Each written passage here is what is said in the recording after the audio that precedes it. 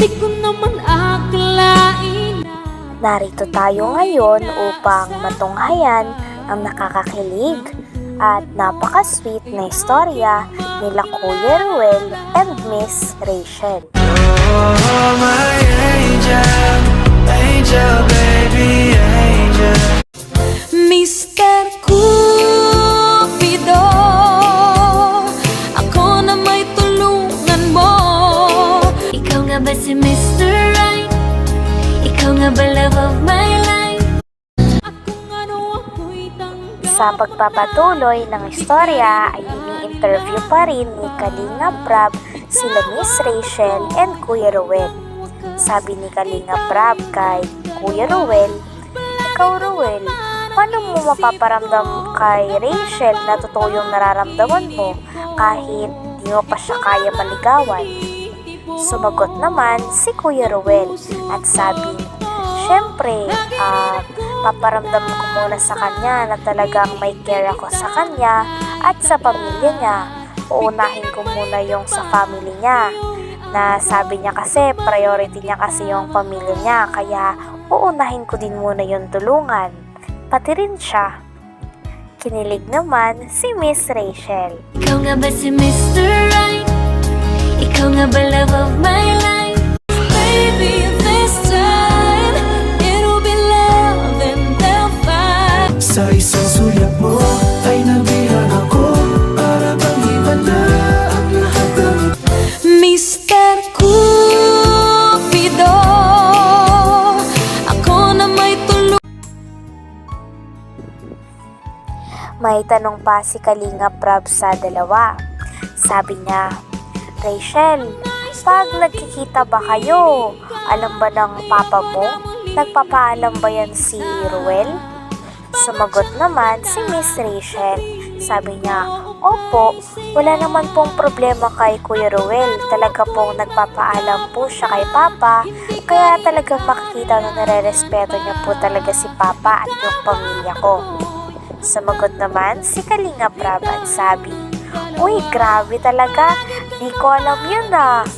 Palihim pala talagang dumadamoves yan si Ruel." Ikaw nga ba si Mr. Right? Ikaw nga ba love of my life?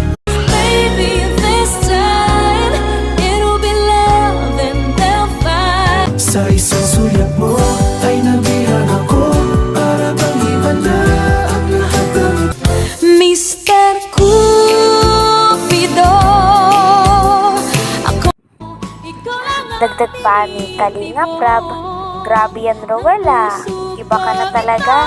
Para kang silent but deadly." Kinilig naman si Kuya Ruel.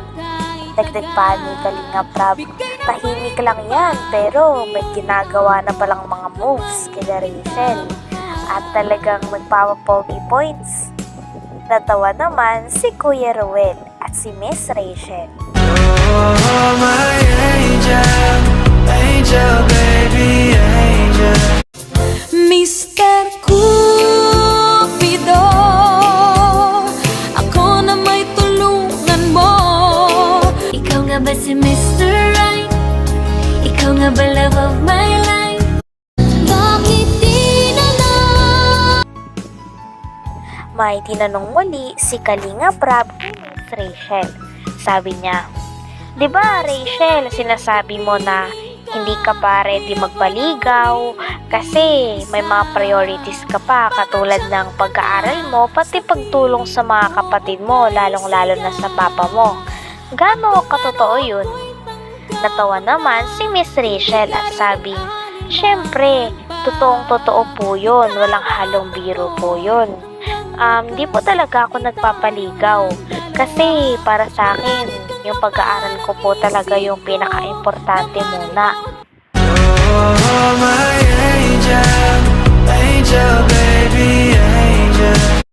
Mr. Cupido, ako na may tulungan mo. Ikaw nga ba si Mr. Right?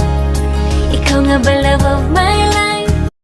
Bakit di na lang tutuhanin na?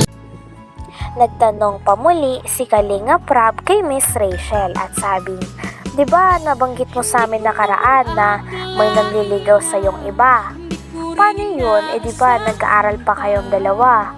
Paano yung katayuan nyo and yung setup nyo kung nanliligaw siya? Sumagot naman si Miss Rachel.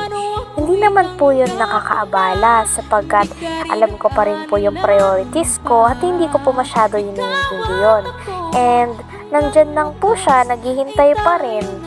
Biglang tawa ni Miss Rachel at biglang sumabat si Kuya Ruel at sabing, "Nako, iwan mo na yon." Natawa naman si Kalinga Prab and Miss Rachel sapagkat halatang halata na ayaw ni Kuya Ruel sa isang manliligaw ni Miss Rachel o kakompetensya ito ni Kuya Ruel. Ikaw nga ba si Mr. Right? Ikaw nga ba love of my life?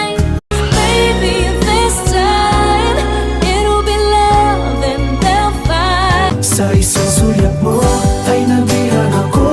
Para bang iba na ang lahat ng Mr. Cupido, ako na may tulong. Ang message naman ni Kuya Ruel kay Miss Rachel tungkol sa bagay na yon ay, "Sa akin lang ha, irerespeto ko naman yung desisyon mo, Rachel, and susuportahan kita. And gagalangin ko yun kahit ano man maging desisyon mo. And then sana, ibigay mo lang rin sa akin yung tiwala mo dahil handa naman ako na tumulong sa kahit anong panahon at anong oras. Especially sa iyo at sa pamilya mo." Kinilig naman si Miss Rachel. Talagang naghihirap talaga si Kuya Ruel upang makuha ang kanyang tiwala. Oh, my angel, angel, baby, angel. Mr. Cupido, ako na may tulungan mo. Ikaw nga ba si Mr. Right? Ikaw nga ba love of my life? Bakit di na lang? Pagkatapos ng mga ilang tanong ni Kalinga Prab para sa dalawa, ay talagang na-touch siya kay Kuya Ruel sapagkat nakikita niya daw na talagang tunay ang nararamdaman nito para kay Miss Rachel. Ikaw nga ba si Mr. Right? Ikaw nga ba love of my life? Baby, this time it'll be love and they'll fight. Sa isang sulyap mo ay nabihan ako. Para bang iba na ang lahat ng Mr. Cupido, ako na may tulong. Sabi pa ni Kalinga Prab, "Rachel, alam mo, ngayon ko lang ito naramdaman. Yung habang nagsasalita si Ruel, ramdam na ramdam ko talaga na ang lakas ng tama niya sa'yo. Talagang totoo yung nararamdaman niya sa'yo. Ano pong pinakain mo kay Ruel?" Natawa naman si Miss Rachel. Oh, my angel, angel, baby, angel. Mr. Cupido, ako na may tulungan mo. Ikaw nga ba si Mr. Right? Ikaw nga ba love of my life? Bakit di na lang? Sinabi din ni Miss Rachel na natutuwa siya sapagkat nandyan pa rin si Kuya Ruel at hindi sumusuko. Basta para sa kanya ay lahat daw ng pagkakataon o mga pangyayari katulad ng pagbo-boyfriend at pagpapaligaw ay may tamang oras. At sa tingin niya ay hindi pa yon ang oras sa ngayon. Nagtanong pa si Kalinga Prab kay Miss Rachel. Sabi niya, "Rachel, kung sakaling 18 ka na, papayag ka ba na magpaligaw na?" Sumagot naman si Miss Rachel at ang sagot niyang ito ay hinangaan talaga ng mga viewers.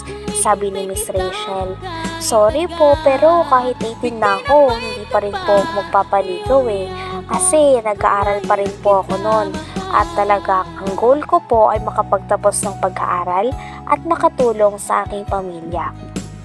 Lalong bumilib si Kuya Ruel at si Kalinga Prab kay Miss Rachel. Hanggang dito na lamang muna ang ating update sa nakakapanabik at napaka-sweet na istorya nila Kuya Ruel and Miss Rachel. Maraming salamat sa panonood. Bye!